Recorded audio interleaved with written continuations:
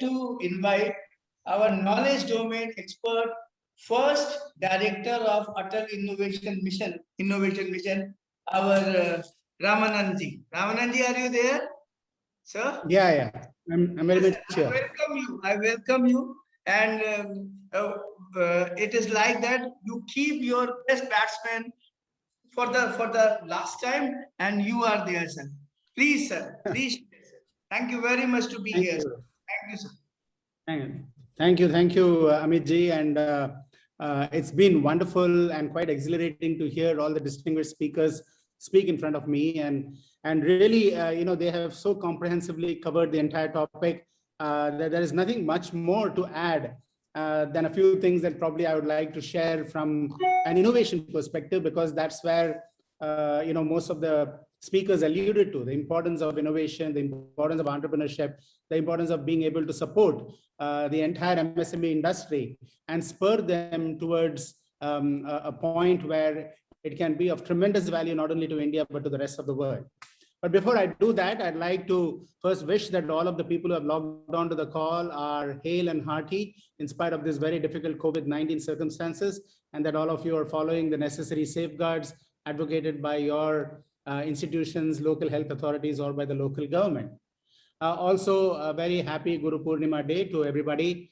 Indeed, it is very important for us to acknowledge the tremendous, the great learnings that we have had through all the gurus in the past. And from my point of view, it starts off with your parent who have been the first people to induct you into a life of values and aspirations and dreams. And of course, so many people who have joined in the journey, and because of which we are where we are today. And I think we have to be extremely grateful to all the gurus who have shaped our lives and enabled us to become better selves than what we began with. As all the speakers have shared, this is a very important topic, a topic that requires a tremendous amount of not only deliberation, but action. And I think the government of India has done a tremendous job in being able to stimulate the MSME industry, which is one of the main areas that can bring tremendous prosperity to our country. But more importantly, it will also address the socio-economic progress that we need. And I'd like to recall the Honorable Prime Minister's very eloquent, passionate talk on Atmanirbhar Bharat. He said we need to become a strong, resilient India, an India that is not only being able to support itself, but becomes a source of support for the rest of the world. Now, that's the opportunity in front of us. And what are the things going for our country? We are, after all, a country of 1.3 billion people.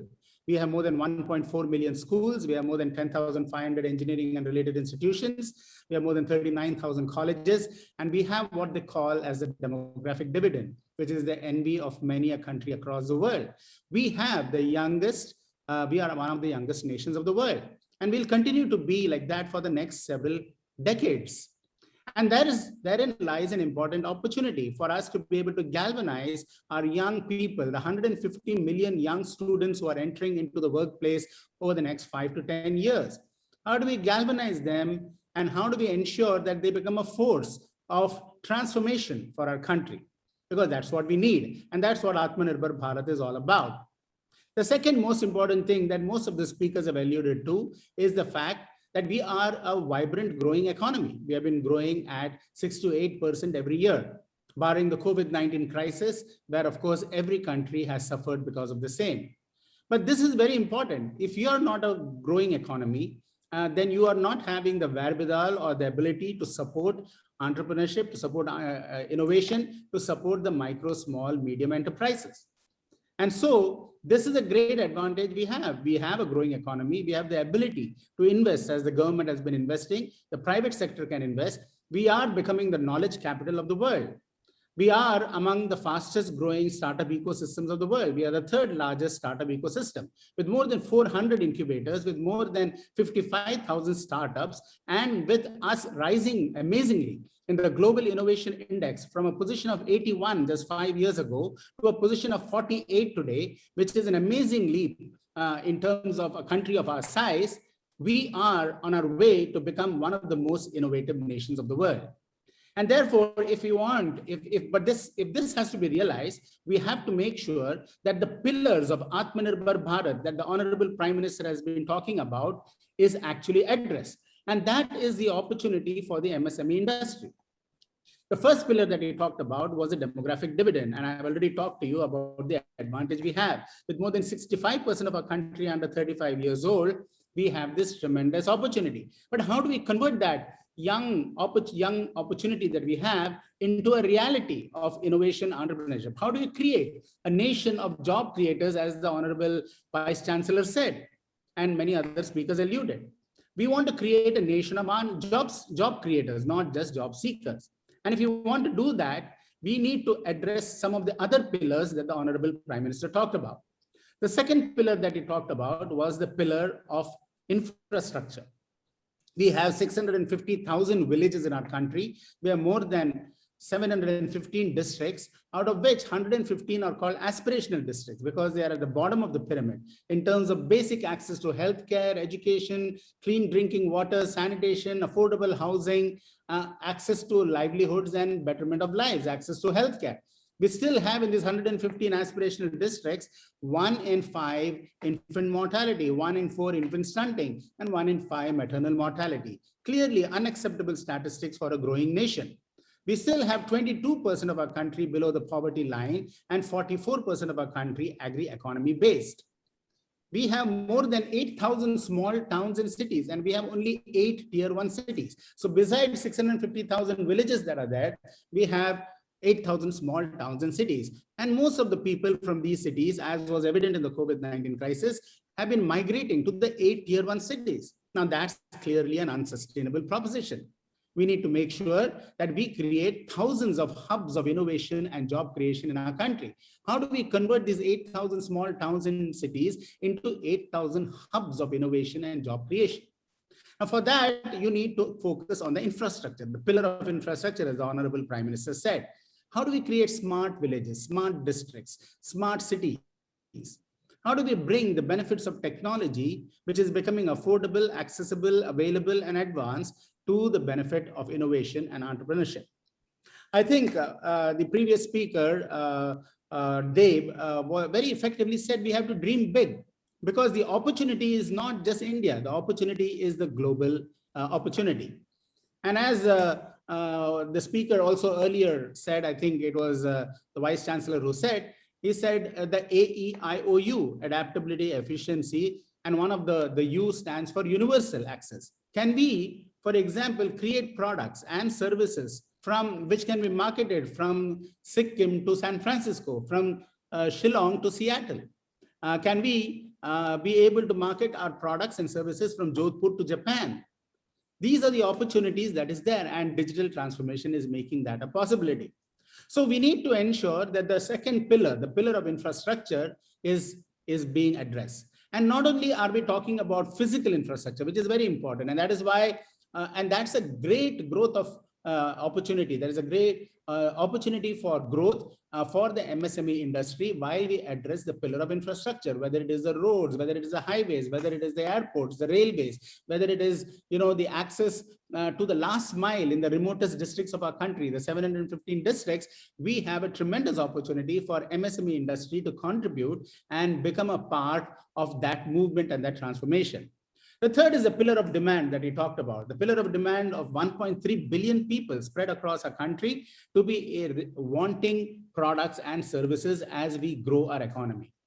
Remember, we are already 250 to 300 million middle class rising economy. So their demands are going to increase in the years to come, and that's going to spur the economy. But if it's going to spur the economy, we want local products and local services to be made available to these people. And therefore, it is very important for us to be able to address this demand. We don't have to look for the demand elsewhere. We don't have to look at the US or the UK or China as a market, though that is a great opportunity by itself. We have a huge opportunity in India. And if we don't tap that market, and if we don't allow our MSME industry through promoting innovation, entrepreneurship, through the SEIZs, and I will talk a little more about the SEIZs a little later on, we will not be able to create this 1,000 hubs of innovation and job creation. Why is it that we need to, use foreign products or services or import in a place like Goa, where we need to boost the fishing industry, the mining industry, the shipbuilding industry, the cashew nut industry, or the tourism industry? Why can't the micro, small, medium entrepreneurs be able to address that industry and make it into a booming industry? And why can't we why can't we replicate the good practices in any one of these places? For example, in Goa to Mangalore or to Vishakhapatnam or to any of the coastal districts. That is the opportunity for all of us. And so that leads us to the next pillar, the pillar of socio-economic progress. We cannot become a successful country, or we cannot become a growing country, or we cannot become one of the most innovative countries if we are not able to bridge the social divide, the digital divides, the divides between the haves and the have-nots, the economic divides that distinguishes the metro cities from tier 2 cities, tier 3 cities, or from rural India. That is why the Aspire program, which has been launched by the government of India, which is to be able to boost a scheme for promoting traditional industries, rural industries. That is very important, because we have a wealth. Recently, the Honorable Prime Minister, and all of you would be aware, had launched the Toycathon. The Toycathon was to boost the toy industry from India. Did you know that 80% of the toys in India are being imported from China? And that too, the basic toys that our students play, our children play with. And we have such a rich repository of games, of history, of mythology, of craft. How do we convert that into a booming industry? If you go to Bali, I'm sure many of you have gone to Bali, there are villages and lines of villages who are doing sculptures, crafting, and so on and so forth. And anybody who goes there is able to go and buy it and sell it and export it to different parts of the world. They are manufacturing the Ganesha idols and all the various idols that we celebrate in our country. Why is it that we cannot promote our country in all of that? And that is where the micro, small, medium enterprises comes in. And then finally, the pillar of technology. Technology has become affordable, accessible, available, and advanced. 3D printing is revolutionizing the way you are able to conceptualize, prototype, define, manufacture a product right in front of your eyes from your Kirana store, from your home. You don't need a large manufacturing plant to be able to create products, components, accessories for the electronics industry, for the manufacturing industry, for the railway industry, for the agriculture industry and precision agriculture and so on. These are all huge opportunities because 3D printing is making it possible. Now, when you combine that with IoT technology, the sensor technologies, which is getting integrated into man, machine, device, soil, space, you are having a huge opportunity of being able to address this electronic industry. We are importing electronics. We, who are among the IT providers of the world, $190 billion IT industry. We are servicing Fortune 500 companies. We are creating products for them from India for the rest of the world. How is it that we are not creating these products for ourselves? We need to create that. Now, therefore, when you have technologies like 3D printing, robotics, IoT devices, miniaturized electronics, augmented virtual reality, all of these is enabling artificial intelligence, blockchain, and so on.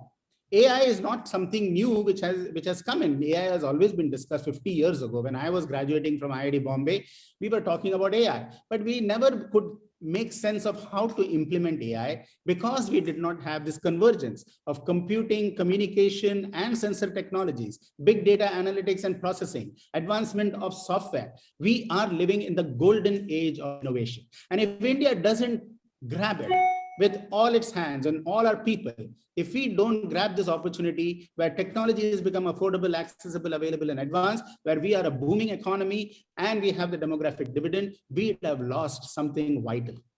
And so now it is very important for us to see how do we go about doing all of this. And that is why schemes like the Atal Innovation Mission were so important. I come from the private sector. I was never a part of the government, though I had the experience of the government by the acquisition of CMC by TCS, when TCS acquired CMC in 2001. And those of you who are aware, CMC was known as the Computer Maintenance Corporation of India.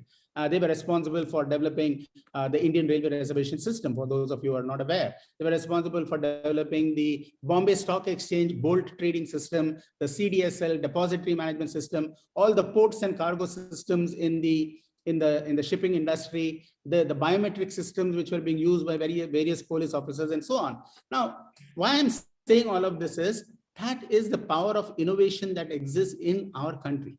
Very few IT companies who are even now there, the large IT companies, they're exporting manpower. They're exporting our body shopping capabilities. Many of them, now they have started entering into the product world. And it has grown well. So obviously the opportunity has been great and we have grown well. But how greater is this opportunity of being able to now create products? We have IITs, we have IICs, we have IIMs, we have 10,500 engineering and related institutions. We have sophisticated technology, and we have people who have been there, done that, people who have come back from abroad, and we need to harness all of them to promote skill development, innovation, and entrepreneurship. And that's why the Atal Innovation Mission has launched on two very important, I would say two important areas for launching all these initiatives. One is creating this culture of innovation. We can talk about our MSME should be entrepreneurial, they should be innovative. But how do you become innovative? You become innovative only when you acquire a culture of innovation. We need to induct that right at the school level. So we have launched thousands of tinkering labs called Atal Tinkering Labs, where the latest of technologies like 3D printers, robotics, IoT, or miniaturized electronics, do-it-yourself kits are made available to the young students between grade 6 to grade 12. So they learn to dabble with technology, which is creating the solutions of the future, the solutions of tomorrow. If you don't fill that gap between what the schools are teaching and what the industry is requiring and how the world is evolving, we will never reach there. So we need to induct in the young students a problem-solving, innovative mindset, rather than a rote learning mindset that all of us have been involved in. When they do that, they become entrepreneurs at heart. They become innovators at heart. Once you have launched on an innovation journey, once you have created your own innovation, once you have created your own prototype, forget the innovation, the prototype, you will never go back to wanting to just do something that somebody else is asking you to do. You have unleashed your creativity and your imagination. You have acquired the skills through the tools that is being provided, which is very important. And then you want to become an innovator because you know you have been there, you have done that. And so when you go to the colleges, hundreds of incubators are being set up. Thousands of startups are coming out. In the Atal Innovation Mission, we launched 10,000 tinkering labs just in the last 3 or 4 years. Now, those 10,000 tinkering labs are allowing 4 million young students to become entrepreneurs. And this is important in the long-term history of a country in the future. Within the next decade, you're going to have millions of young potential innovators and entrepreneurs enter into the industry. And they're going to be seeing the opportunities in and around them. And they're going to say, I'm going to start my own micro, small, medium enterprise, start as a startup, grow into a unicorn, become a multinational, penetrate the world and capture the world. That's dreaming big, and that's making it happen. So what we need to ensure is not only are these done, but we also have started setting up what are known as Atal Community Innovation Centers. And that is very important from the point of view that the Vice Chancellor made the Chancellor made just moments ago. He talked about 60,000 SEIZs. The Atal Community Innovation Center is exactly an SEIZ. They enable you, they are set up in tier 2, tier 3 cities in rural India. They promote skill development, entrepreneurship, and innovation, which is local to that community, to that village, to that area. If you're in Goa, like I said, stimulate the fishing industry, tourism industry, do innovations in the skill development, and build a spirit of entrepreneurship to tap that opportunity in Goa. And then if you're in Visakhapatnam, or if you're in Jodhpur, or if you're in J&K, how do you use the local needs and the local job creation capability to drive innovation, skill development, and entrepreneurship? That is what the Atal Community Innovation Centers are set out to do. Now, if you want to make all this happen, it has to happen only with industry, academia, government coming together. It can't happen by its own. At the Atal Innovation Mission, we realized this on the very first day when we launched. We were only a team of 25 people. We started off with 4 people when I came in, grew up to 25. But we managed to set up 10,000 tinkering labs, 100 incubators, and so on and so forth, 2,000 startups, 675 women-led startups, which again is a very important point I want to make. 50% of our country is women and the girl child. How do we empower them and incentivize them to become entrepreneurs of the future? At the Atal Tinkering Labs, in the latest run Tinkering Marathon, where we have more than 7,200 innovations submitted by the young students, 45% of the winners were girl children. Now, isn't that an amazing thing? And that's what we want. And out of the 2,050 startups which have come up in the last 3 years in the Atal Innovation Mission, 33% of them, that is 675 of them, are women-led startups. So we need to encourage, and again, going back to the AEIOU, the I stands for inclusivity. So unless we have inclusivity, we will not be able to do justice to the 60 lakh micro entrepreneurs who are out there in the country. Inclusivity means enabling them through technology, through financing, through capital, through schemes, through promotion, and through a convergence of industry, companies, academia, and government coming together, that we will be able to address it. And finally, I think there is a huge opportunity for us to tap the global market by reducing our imports and increasing our exports.